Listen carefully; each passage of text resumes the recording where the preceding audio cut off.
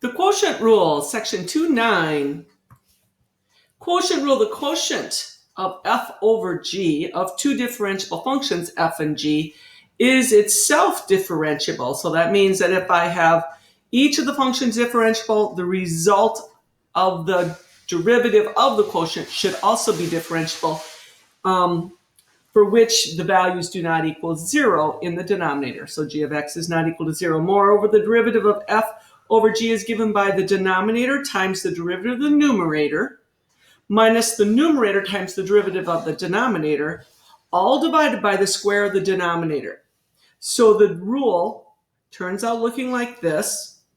Oops, let's get rid of that. And yeah, so derivative of the numerator times the denominator. Derivative of the denominator times the numerator. There is subtraction in between, and then we have the bottom being squared. Not the derivative of the bottom, just g of x getting squared. You'll also note that this has the same layout as the product rule if you were doing f prime g derivative of the first times the second plus derivative of the second times the first. You'll notice the pairing, and here's derivative of that one, derivative of that one. The only difference is that in division, you're using subtraction. So that's why I tend to memorize it the way I did for product rule, because then it's a really easy, simple switch over to quotient rule. All right, let's just give one a try. Looks like on this one we have to evaluate at a point as well when we get done. So find the equation of the tangent line. Maybe that's because I skipped ahead. There it is. I missed it. It's on the bottom.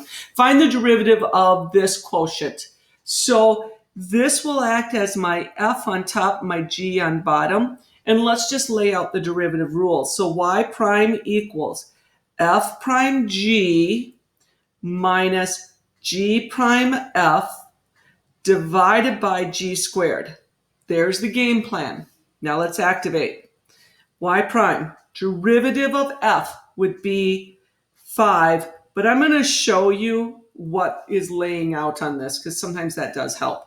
So I get 5x plus 2, I need to take its derivative, multiplied by g, x squared minus 1. No derivative there.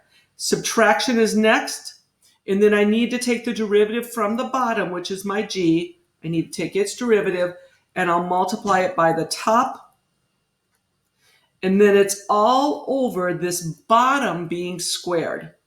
Okay, let's just go through and do the actual derivatives now. Derivative of 5x plus 2 is simple. It's 5.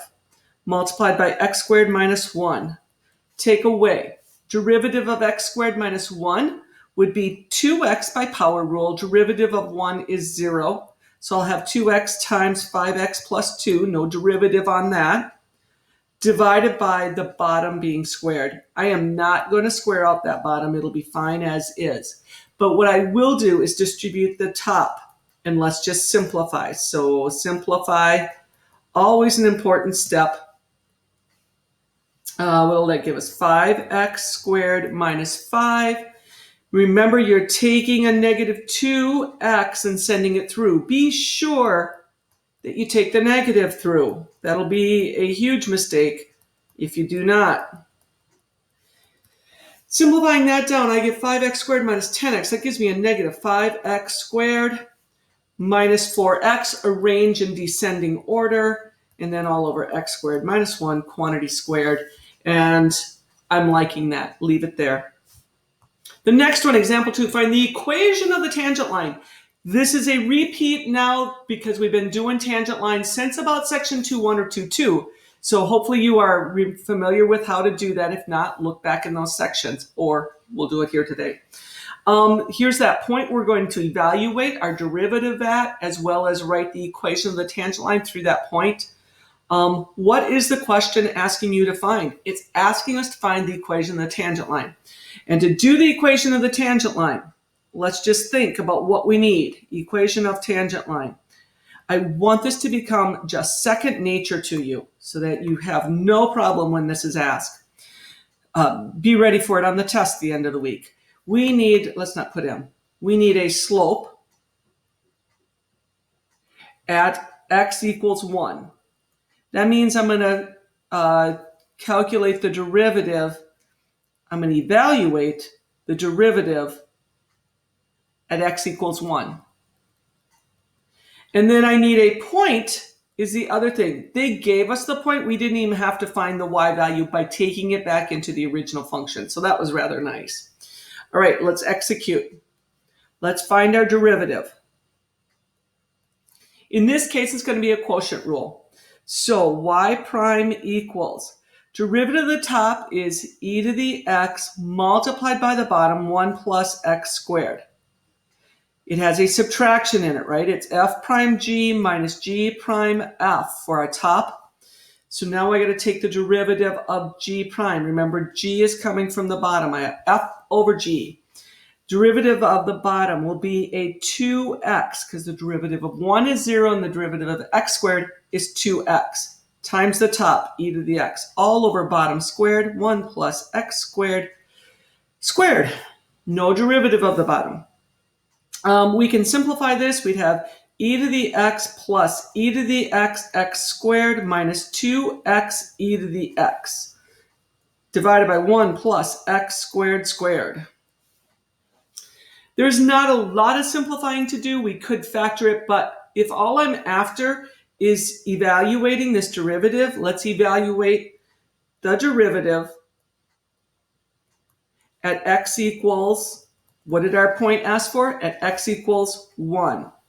So how are we going to show that? We're going to inform our readers that we're doing it at 1. So I go y prime of 1 equals e to the first plus e to the first x squared minus 2 times 1 times e to the 1 over 1 plus 1 squared squared.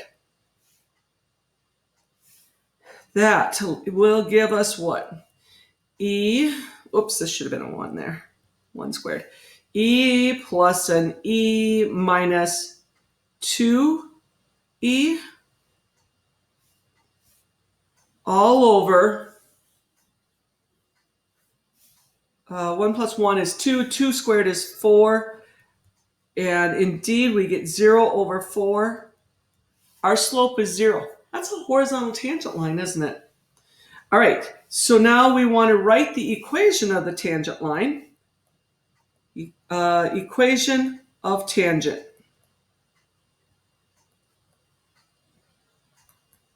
So here we go. Y minus y1 equals the slope evaluated at x of 1, x minus x of 1 quantity. Now, popping in the numbers. Y minus, what was it? It was at 1 e over 2. So I'm going to have e over 2 is my y value equals. The slope is 0. X minus 1, well, obviously that's going to zero out. And we get, I can't scroll. We get y equals e over 2. We knew it should be a horizontal tangent line, right? And an equation for horizontal lines are y equals, game over. Not every function that contains a quotient has to be done using the quotient rule, as example 3 shows us. Complete this table.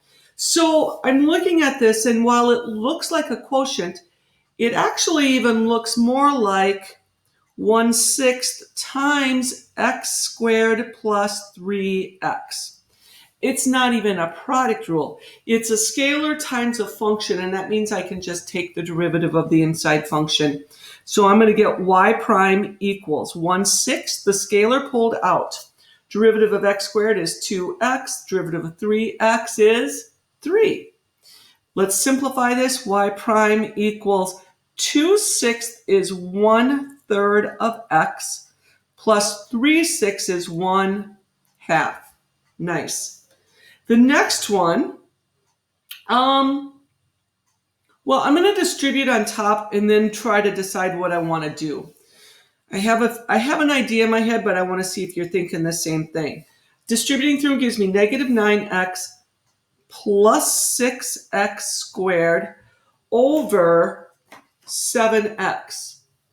Now, if I want, I could multiply by, oh, that's a little tricky, because I'd have to multiply by 7x quantity to the negative 1. I might just opt to do quotient rule, to tell you the truth. The other thing, and I'm comfortable with it, I'm going to introduce this because, honestly, this is what I would do. I would break up that denominator, and I'm more comfortable doing it this way than multiplying up by 7x quantity to the negative 1. So I'm going to write them over individual fractions and then simplify down. That's going to give me negative 9 sevenths plus 6x over 7, or 6 sevenths x, because our x's are reducing there and leaving us just an x. Now, taking the derivative is easy. Derivative of a number is 0, and the derivative of x is 1, so I get 6 sevenths times 1. So y prime turns out to be 6 sevenths. That was probably easier than doing it by quotient rule. Now, there's nothing wrong with using quotient rule. It's just probably a little bit of overkill for that type of problem. The last thing I want to talk about is using tables again. We want to get you very fluent with this. So it says the values of two differentiable functions, f and g, along with their derivatives, are given in the table below for several values of x. Yes, 1 through 6, matter of fact, lots of values of x. Along the top side, you're seeing the original functions as well as their derivatives. So evaluate k of x, find its derivative, and then evaluate it at 2. Let's first just find the derivative of k. This is finding the general derivative. The general derivative would look like k prime of x equals, this is nothing more than quotient rule, f prime of x times g of x. Derivative of the top times the bottom, minus derivative of the bottom, g of x times f of x times the top, all over bottom squared. Okay, that's our layout. Now they want us to evaluate it at 2. So I'm going to go k prime of 2. This is derivative evaluated at x equals 2. That's what we're doing on this step. That's going to look like an f prime of 2, g of 2, minus g prime of 2, f of 2, all over g of 2 squared. Now, to the table. K prime of 2. We just got to look things up. F prime of 2. F prime of 2 is negative 1. G of 2 is 3. G prime of 2 is 3 halves. That's a minus then. F of 2 is 4. G of 2 squared, 3 squared. That gives us negative 3. 12 over 2 is 6, divided by 9. Negative, how nice, negative 9 ninths equals, get a negative on there, negative 1. Okay, we could ask for you to do lots of problems on these. I could have asked f times g. I could have asked for 2g of x. So there's a lot of types of questions we could form on this. I like them. Those are easy. So I have a worksheet for you to do. It is located in Schoology. You can print it, or if you're in class, you can grab it there. Have an awesome day.